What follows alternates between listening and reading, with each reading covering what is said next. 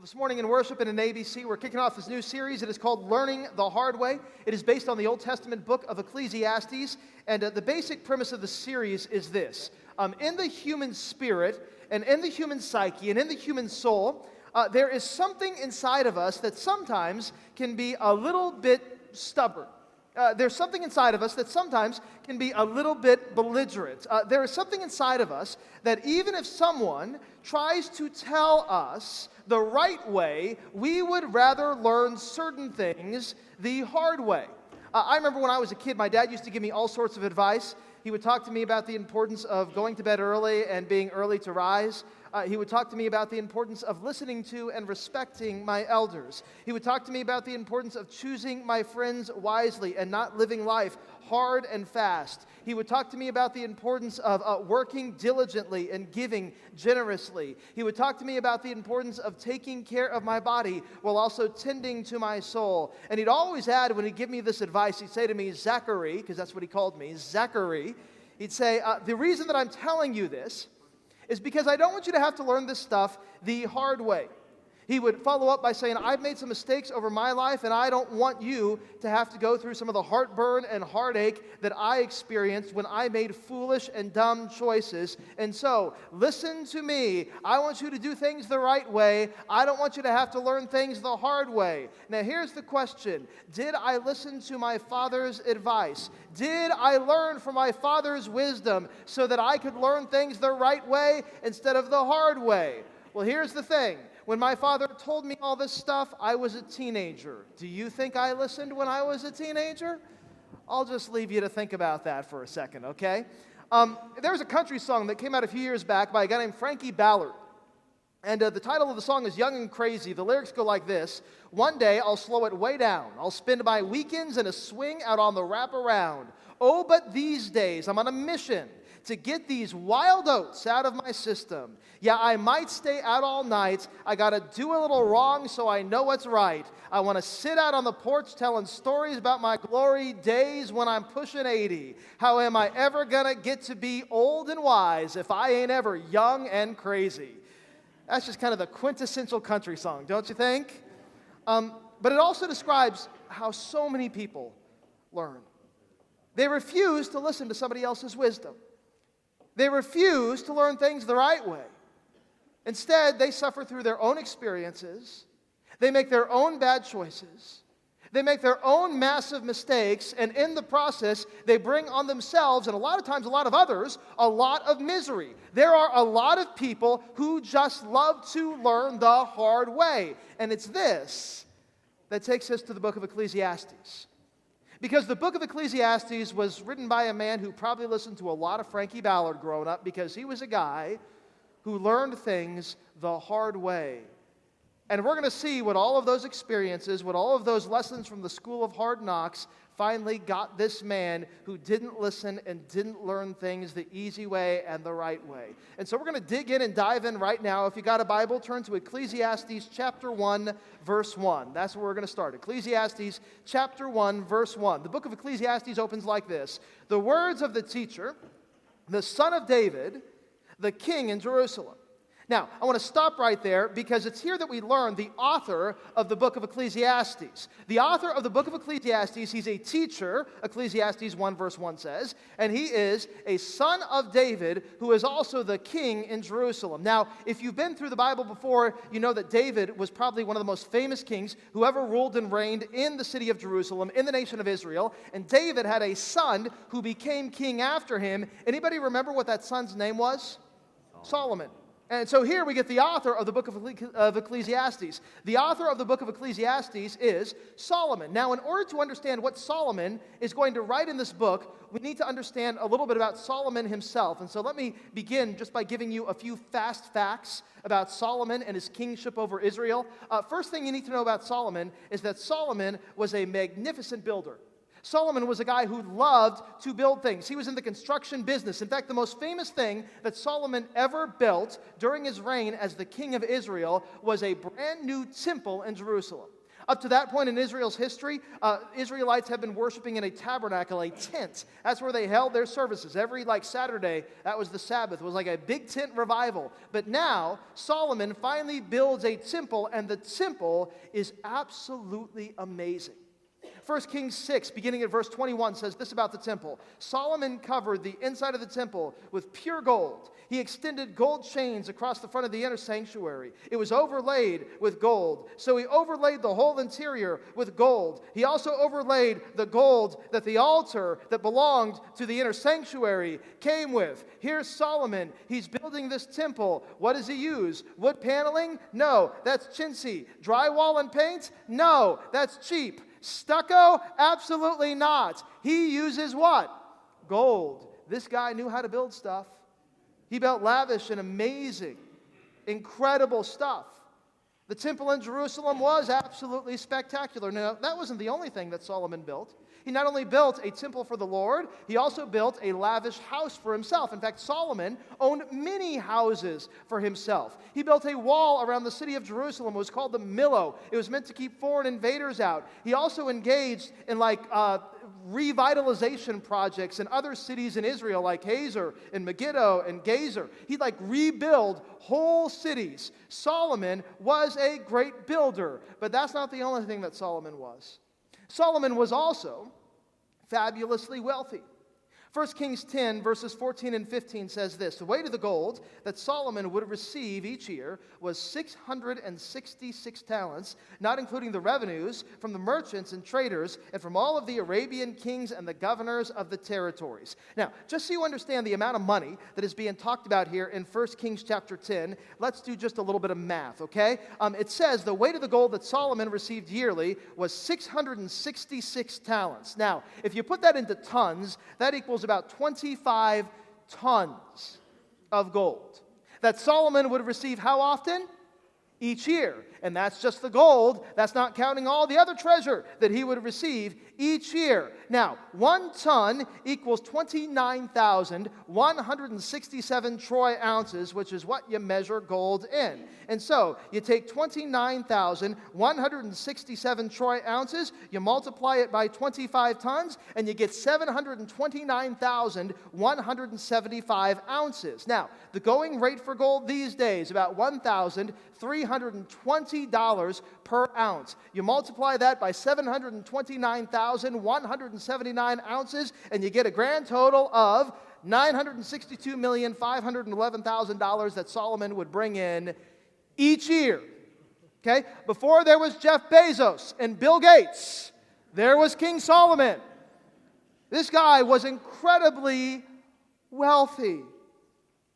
1 Kings 10 verse 23 puts it like this: King Solomon was greater in riches than all the other kings of the earth.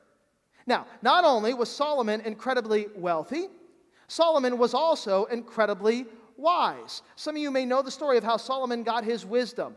God appears to Solomon in 1 Chronicles 1, and God is almost like a genie. He says, hey, what do you want?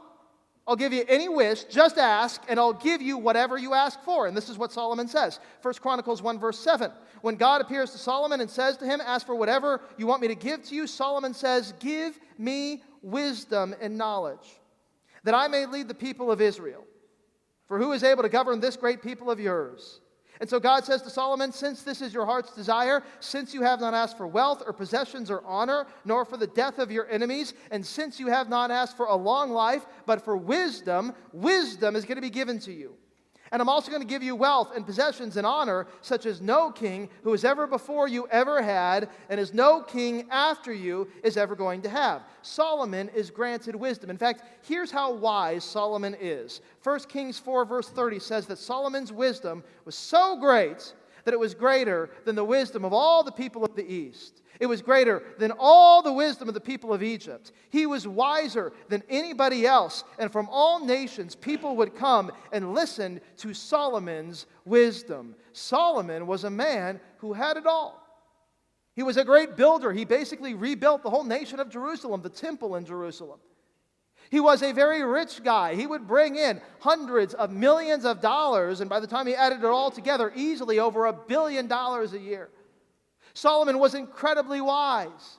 God says, what do you want? Solomon says, I want wisdom, and that's what God gives to Solomon. Solomon had so much going right for him in his life. And yet, here's the funny thing about Solomon. Some of you may know this. Solomon may have been an incredibly wise person, but Solomon also did some things that were incredibly dumb. Solomon made some really poor choices. Solomon, for all of his wisdom, decided that he was going to learn a few things the hard way. Now, we see this especially in the relationships that Solomon had. Besides his riches, besides his buildings, besides his wisdom, Solomon was also famous for the harem that he kept at his palace. Some of you may know this. How many women were in the harem of Solomon? Does anybody remember? 600 wives, 300 concubines. Do the math for a total, it was 700 wives, 300 concubines, for a total of how many? 1,000. Think about that for just a second. That means that Solomon could have breakfast, lunch, and supper for almost a whole year with a different woman every single day. 1 Kings 11, beginning at verse 1. King Solomon loved many foreign women: Moabites, Ammonites, Edomites, Sidonians, Hittites. They were from the nations about which the Lord had told the Israelites, you must not intermarry with them, because they will surely turn your hearts after their gods. Nevertheless, Solomon held fast to them in love. He had 700 wives of royal birth, 300 concubines, and his wives led him astray. As Solomon grew old, his wives turned his heart after other gods, and his heart was not fully devoted to the Lord his God, as the heart of David his father had been. He followed Ashtoreth, the goddess of the Sidonians. He followed Moloch, the detestable god of the Ammonites. And so here's Solomon, and Solomon is doing so many things right, but here's what he does wrong. He begins to marry all of these women. In fact, in Solomon, we actually find one of the reasons why polygamy is not a good idea. One of the perennial questions that a lot of people have about the Bible goes something like this. If polygamy is bad, why is it that in the Bible, in the Old Testament especially, you got all these guys who marry all of these women? Well, here's what you got to do to understand the biblical stance on polygamy. Just look at all these guys who marry all of these women, and then you tell me one healthy relationship you see in the Bible where a guy is in a polygamous relationship. Just give me one. Can anybody name one? Because Solomon certainly isn't one. The very first instance of polygamy in the Bible is with a guy named Lamech, who's one of the descendants of Cain. Genesis 4 verse 19 says that Lamech married two women, one whose name was Ada and the other whose name was Zillah. And Lamech said to his wives, Ada and Zillah, listen to me, wives of Lamech, hear my words. I've killed a man for wounding me, a young man for injuring me. If Cain, my relative, is avenged 7 times, then Lamech is going to be avenged 77 times. And so, here is what Lamech does. He kills a man, and then he brags about it to his 2 wives. Does this sound like an upstanding character to you, yes or no? No, and this is the way that all of the polygamous men behave. They always get themselves into trouble. They always fall away from faith in God. They always do the wrong thing rather than the right thing. They always struggle, and what is true of Lamech is also true of Solomon. Notice what 1 Kings 11 says. In verses 4 and 5, it says that when Solomon grew old, all of these women that he was married to that were his concubines, they began to mess with his head and mess with his faith. They turned his heart after other gods. He followed Ashtoreth, the goddess of the Sidonians, and Moloch, the detestable god of the Ammonites.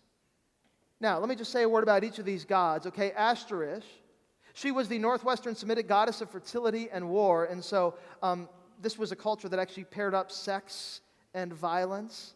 The Hebrew name Ashtoreth is actually a Hebrew word that means abomination.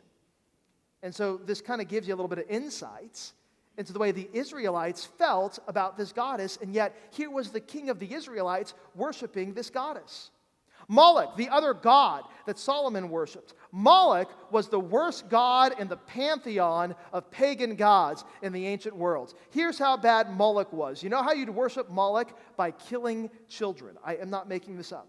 I want to show you a quote from an ancient rabbi. His name is Rabbi Rashi. He talks about how the ancient pagans would worship Moloch. He said Moloch would be made of brass. He was an idol, and he was heated from his lower parts. And his hands would be stretched out and made hot, and they would put a child between his hands, and the child would be burnt. And when it would cry out, the priest would beat a drum so that the father might not hear the voice of his son, and his heart might not be moved. Is that disgusting to anybody else? Okay, this is where Solomon's many wives led him, to participate in the worship of these types of gods. Polygamy. Polygamy is never a good idea. Here's Solomon. He can build anything. He can buy anything. He can know anything because he's wise. And yet, this is what he does. With all of his architectural prowess. This is what he does with all of his riches. This is what he does with all of his wisdom. He uses women, and he falls prey to false gods.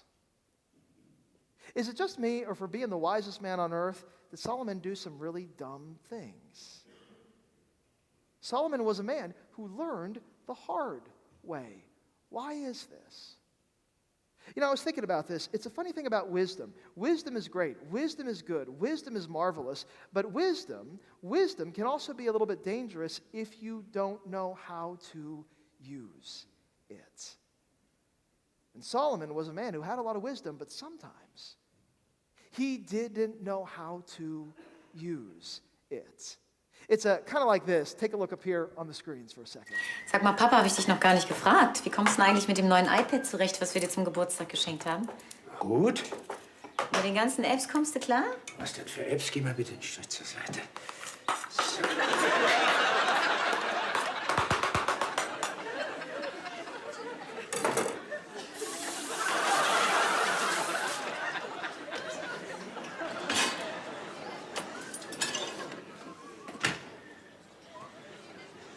Was ist? $869 just down the drain or in the dishwasher, as the case may go. Now, here's the thing. I love iPads. In fact, you know where I keep my ABC notes? On an iPad right here. They're great, but they don't do you a lot of good if you don't know how to use them. Solomon was a man who basically had wisdom from God downloaded right into his head, and yet that wisdom is not going to do you a lot of good if you don't know how to use it. And this is Solomon's struggle. He knew so much, but he decided that he was going to learn even more, and he was going to learn it by himself, on his own. He was going to do things his way, and he was going to live life the hard way.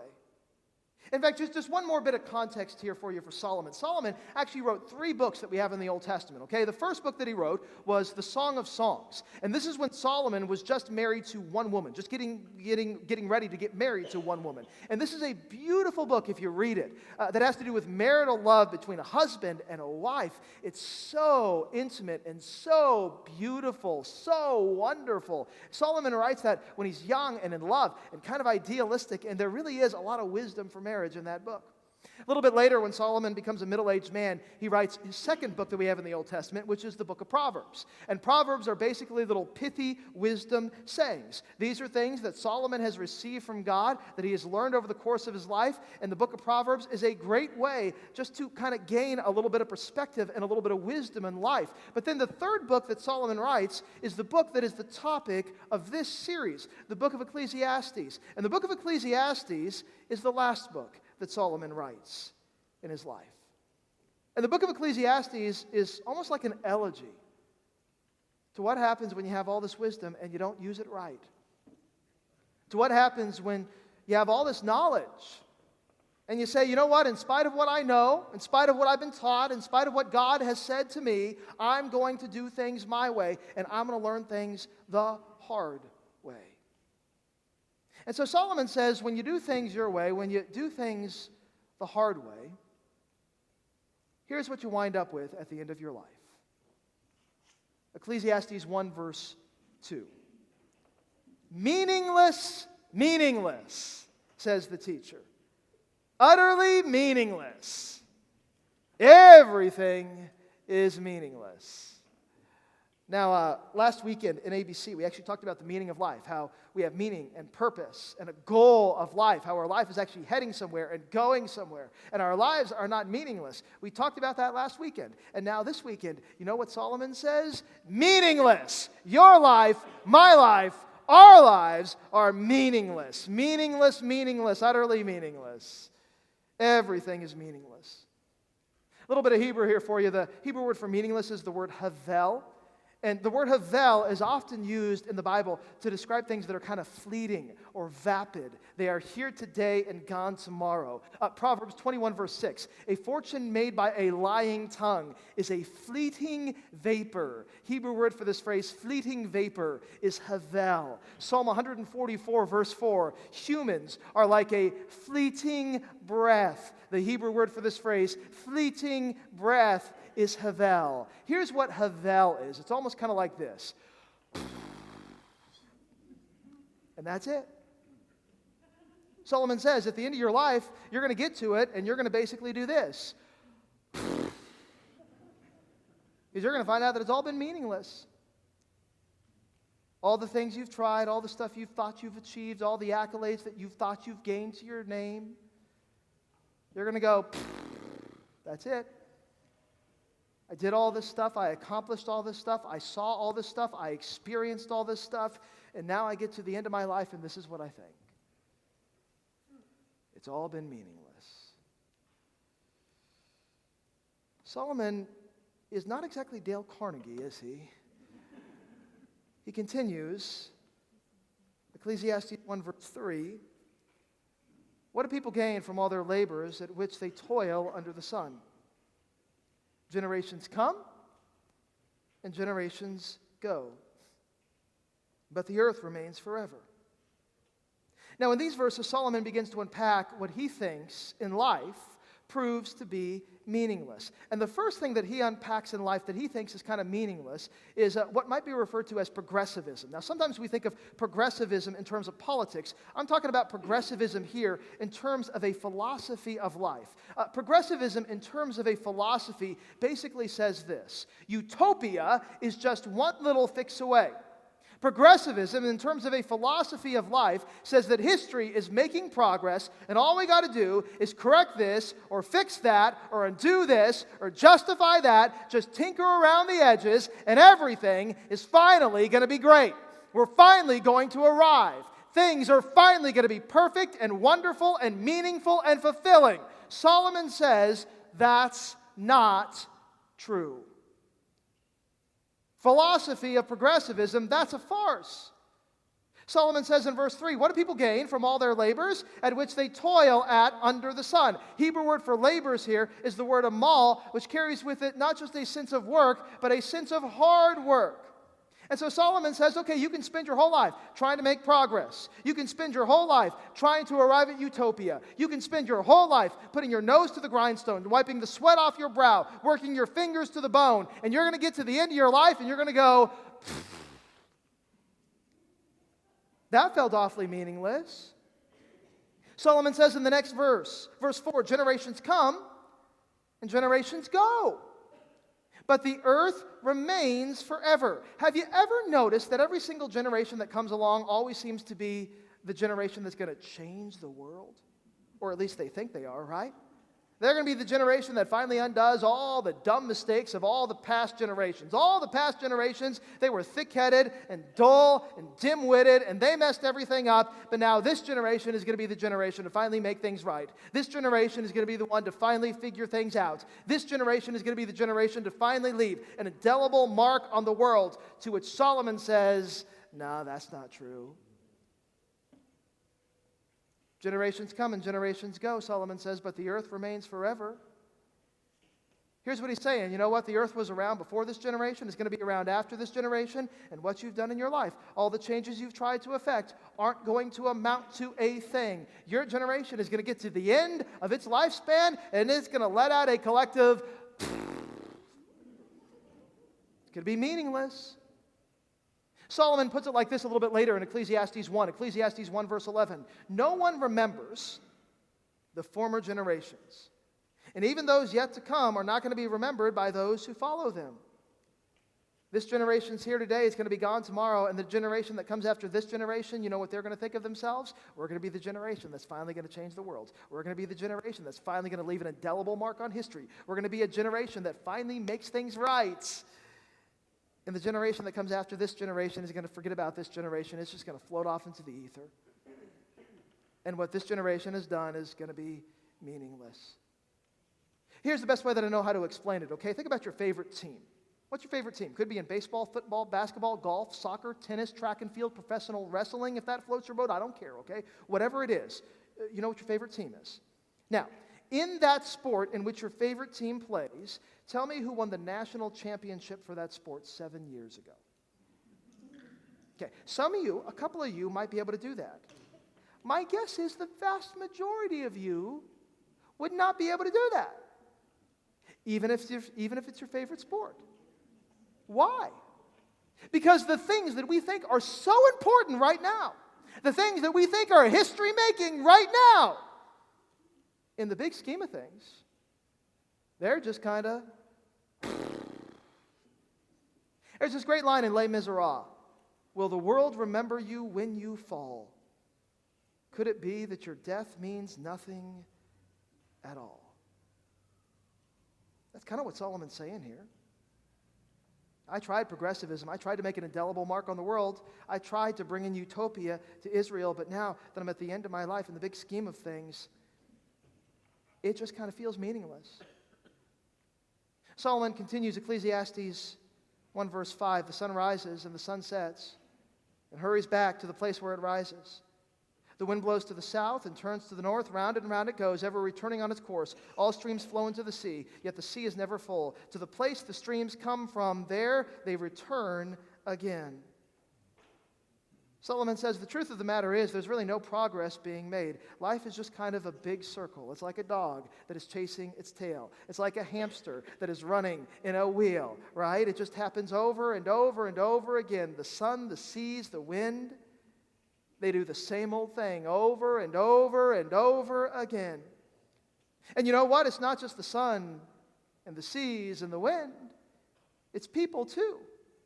I mean, think about your life. Think about the things that you do over and over and over again. I'm a creature of habit. I do the same old things over and over and over again. I get up at the same old time every single morning. I go for the same old run up and down Hebner Road every single morning. It's 3 miles. After that, I get back and I hop into the same old shower every single morning. After that, I make the same old breakfast every single morning. When I'm through with breakfast, I hop into my same old truck every single morning to drive down the same old route every single morning to go to the same old job every single morning. Before I leave the house, I kiss the same old wife and the same old kids every single morning, right?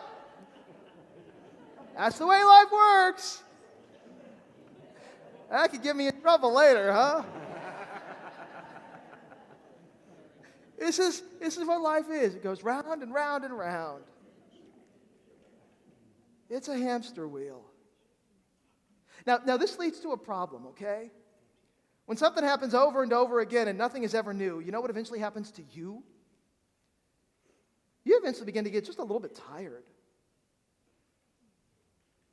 You eventually begin to get just a little bit exhausted, which is what Solomon says next, Ecclesiastes 1 verse 8. All things are wearisome, more than one can say. The eye never has enough of seeing, nor the ear its fill of hearing.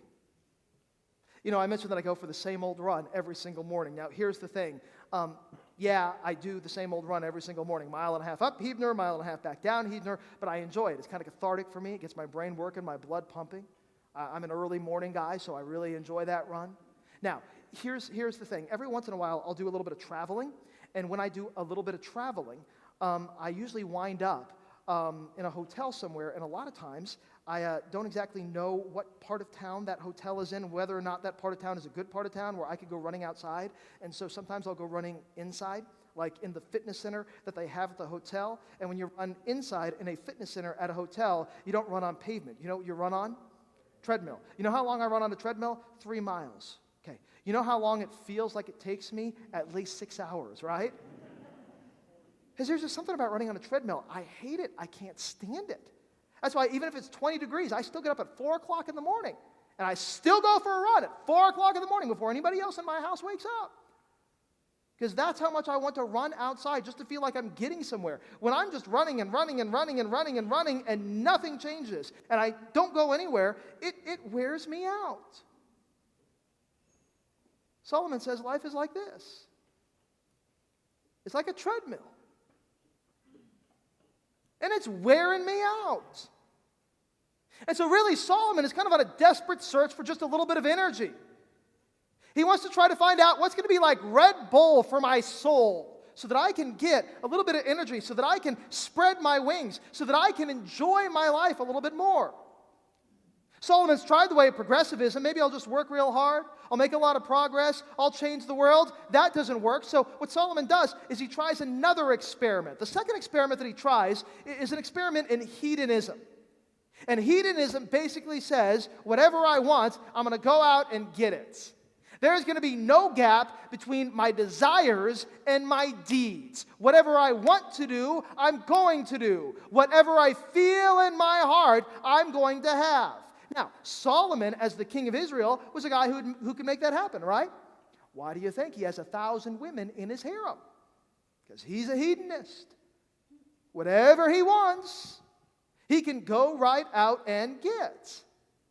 Solomon actually talks about how he tried hedonism a little bit later. Ecclesiastes 2 verse 10, he said, I denied myself nothing that my eyes desired, and I refused my heart no pleasure. Whatever Solomon wanted, Solomon would go out and get. You know what Solomon found when he tried hedonism? Here's what he found. He found that it too was meaningless. In fact, it didn't give him more energy. It actually sapped his energy. Because here's the funny thing about hedonism, okay? The more you want and the more you're able to get, the more you're going to want. Even if you deny yourself no desire, you're always just going to wind up having more desires, which means that you're always going to feel, empty. Solomon says in Ecclesiastes 1 verse 8, the eye never has enough of seeing. The ear never has its fill of hearing. No matter how much you hear, no matter how much you see, no matter how much you take in, it's never going to be enough. You want money? You can go out and make money, but then you want more money. You want a better position at work? You can go out and get that better position, but then you're going to want an even better position. You tempted by something like sex? Well, you can go out and engage in all sorts of promiscuity, but you're just going to want more. It is a vicious cycle. Solomon's walked the vicious cycle. It's gotten him nowhere, and he says, hedonism, that's meaningless. It doesn't give me energy. It saps my energy. Solomon finally wraps up Ecclesiastes 1 verses 9 and 10. What has been will be again. What has been done will be done again. There is nothing new under the sun. Is there anything of which one can say, look, this is something new? It was already here long ago. It was here before our time. Solomon says, this is the way of the world. Things happen again, things happen again and again and again and again. Life is a treadmill, life is a hamster wheel. Life is a dog chasing its tail, nothing changes. Progressivism, that's not going to work. You're not going to change the world. Hedonism, that's not going to work. You're not going to fill yourself. Everything is meaningless. Life is just wash, rinse, and repeat. The end. That's it. Let's stand for closing prayer. Okay. Oh boy. I still got 20 minutes. Okay, I better keep going. Is it just me? Or is that just a little depressing? I mean, really. I mean, it sounds like Solomon took a philosophy course at some community college and things went terribly wrong. And so here's the question that we're left to grapple with, okay? in the world is this? And what can we learn from this? You may even be here thinking to yourself, I'm not sure why this is in the Bible. There seems to be a big gap between I can do all things through Christ who strengthens me, Philippians 4 verse 13, rah, rah, and meaningless, meaningless. Everything is meaningless, Ecclesiastes 1 verse 2. What is this about? Okay, let me leave you with just a couple of thoughts here that flow from what Solomon says in Ecclesiastes 1. And the first thought is this, okay? Solomon finds out something very important. He finds out that when you try everything, you actually find out that nothing works. Solomon finds out that when you try everything, you find out that nothing works.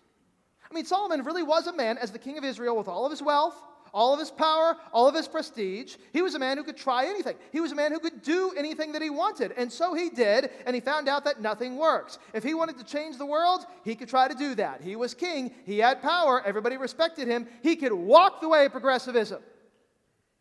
If Solomon wanted to, he could indulge his deepest and darkest and basest desires. He could have a harem of 1,000 women, and he did.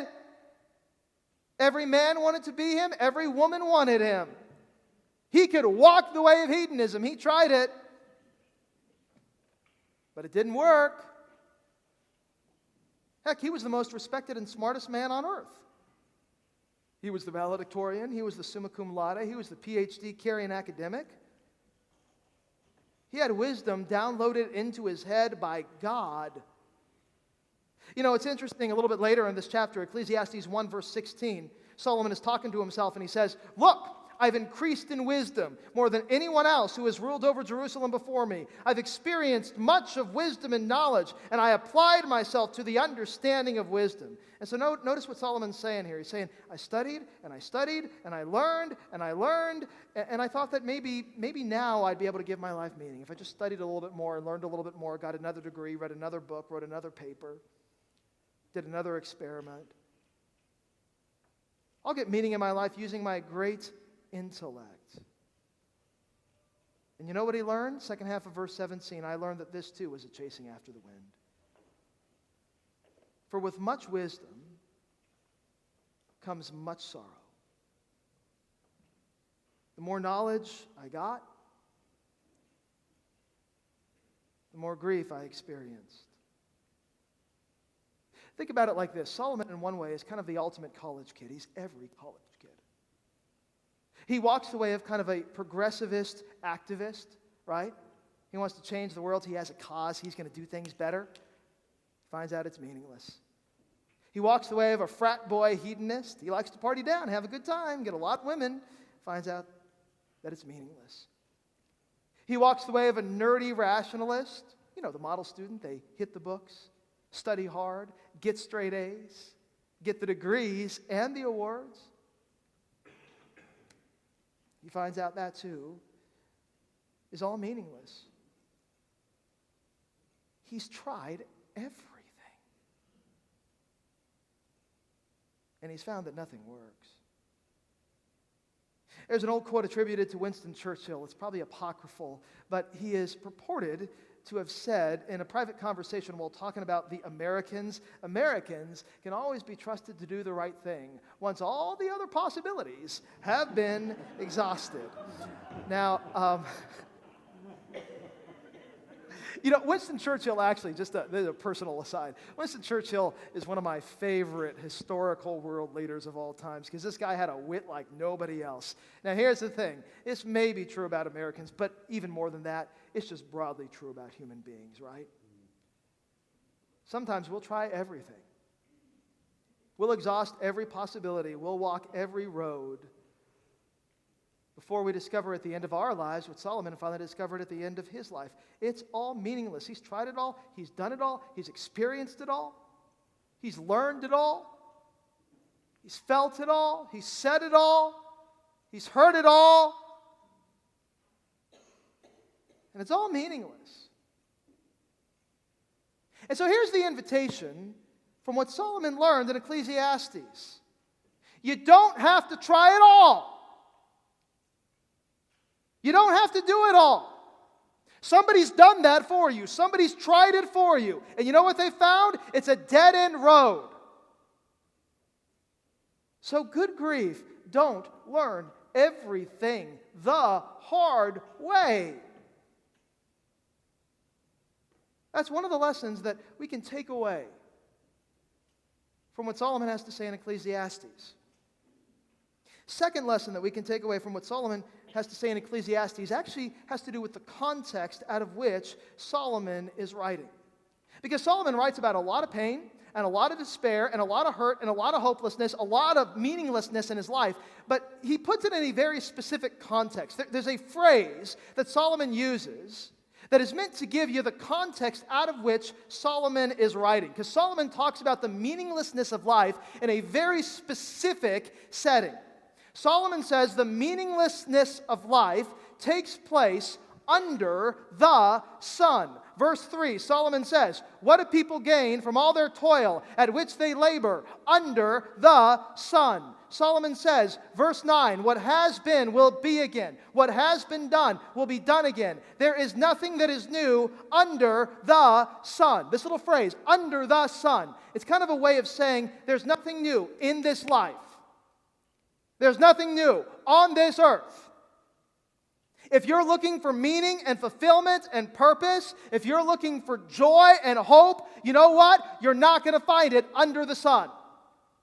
You're not going to find it in progressivism under the sun. You're not going to find it in hedonism under the sun. You're not going to find it in rationalism under the sun. You may think you're getting somewhere, but you're not really going anywhere as long as you keep looking for meaning and purpose and joy and fulfillment and hope under the sun. And so here's the thing. If you don't want to get to the end of your life and go, you've got to start looking somewhere else. You've got to start looking in a place that is not under the sun. And this is the second thing that we can take away from this book and from this opening chapter. There is something else beyond the sun. There is something that is far better beyond the sun. There is something that can give us true meaning and true joy and true fulfillment and true purpose that is beyond the sun. There's this really interesting story in Joshua chapter 10. There's this guy named Adonai-Zedek. And Adonai-Zedek is the pagan king of Jerusalem. And Joshua and the Israelites, they're coming into the promised land and they're taking the promised land for themselves. And they get to the city of Jerusalem. And they're going to conquer the city of Jerusalem. But before they conquer the city of Jerusalem, they got to fight this king named Adonai-Zedek. Adonai-Zedek is very worried about Joshua and the Israelites. And so what he does is he gets a bunch of cities around him together to kind of form a coalition with him so they can fight back against Joshua and the Israelites. But God is on the side of Joshua and the Israelites.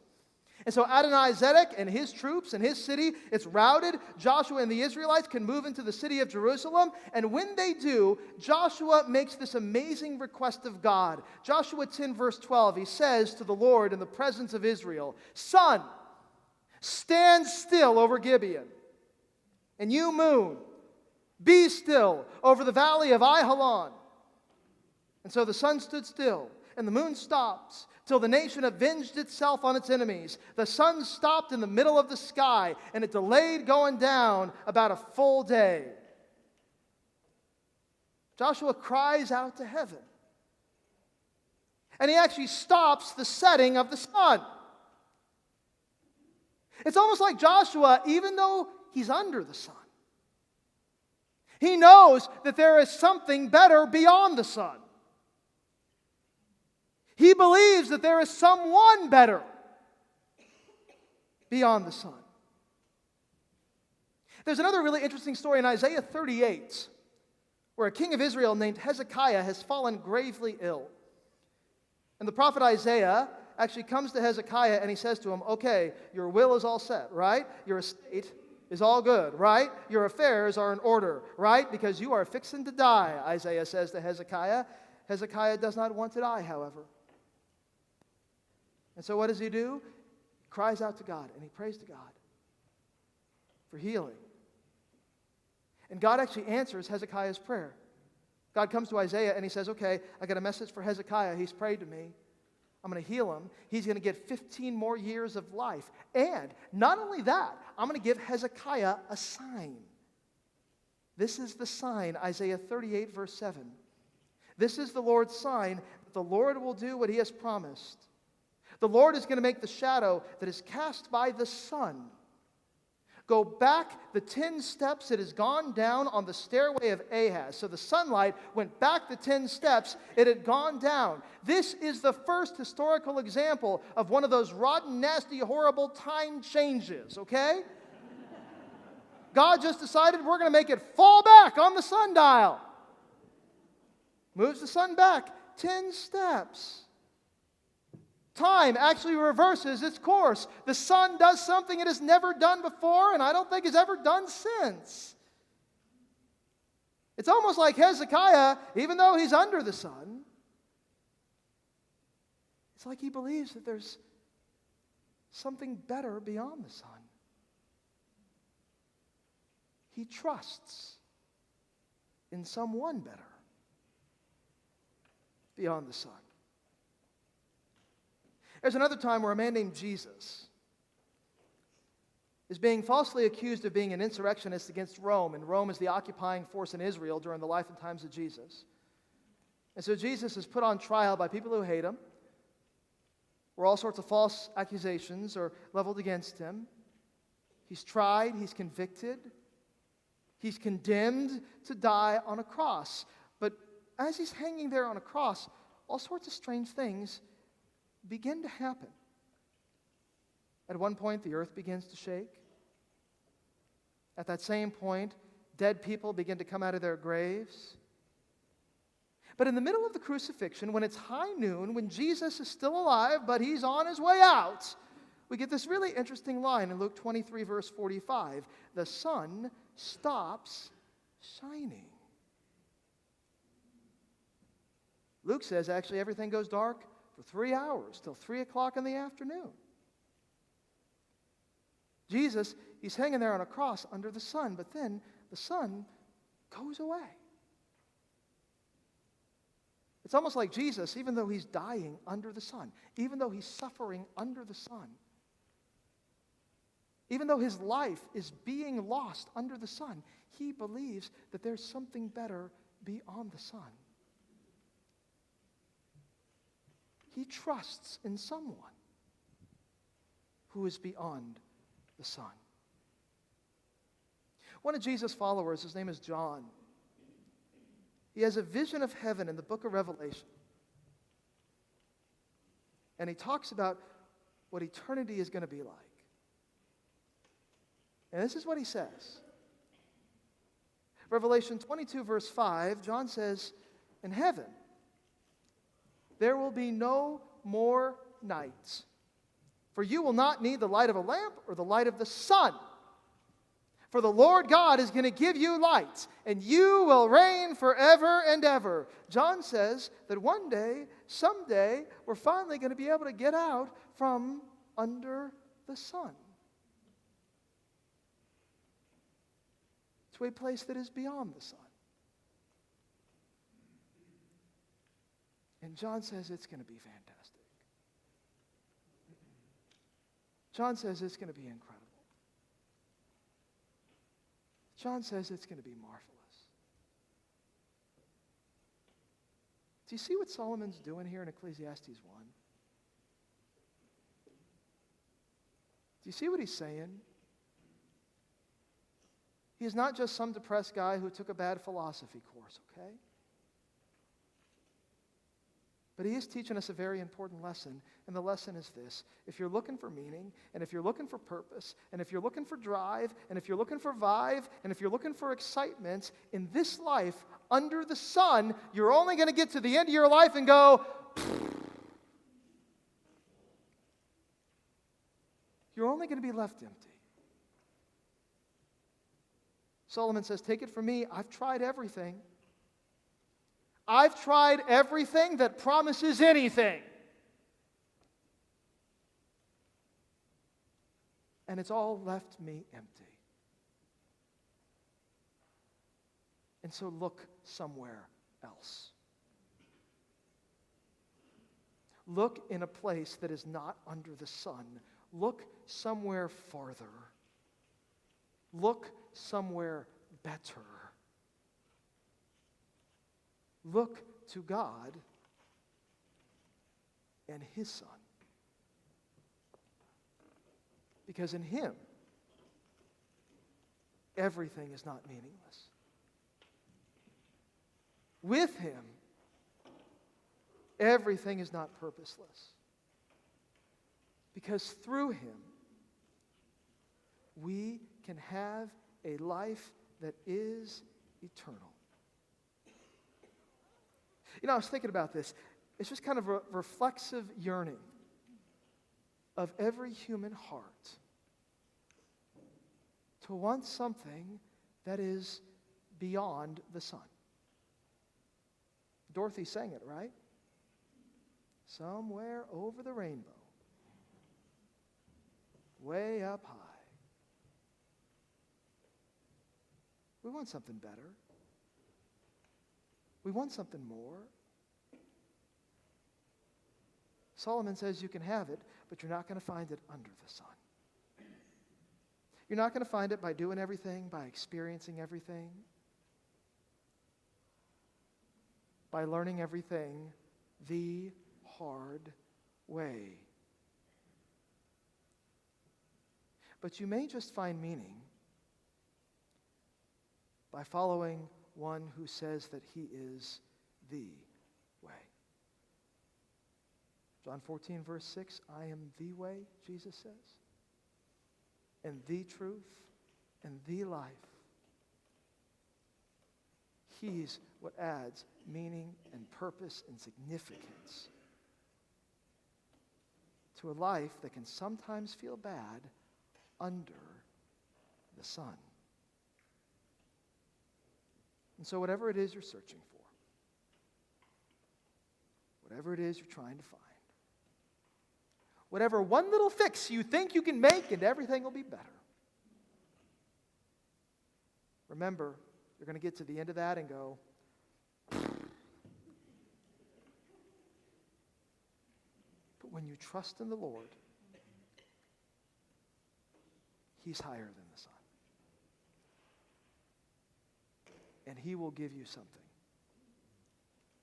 that is far more significant than this life and this world. He is where meaning is at. Let's stand and pray for real this time. Let's pray. Heavenly Father, we thank You for Solomon.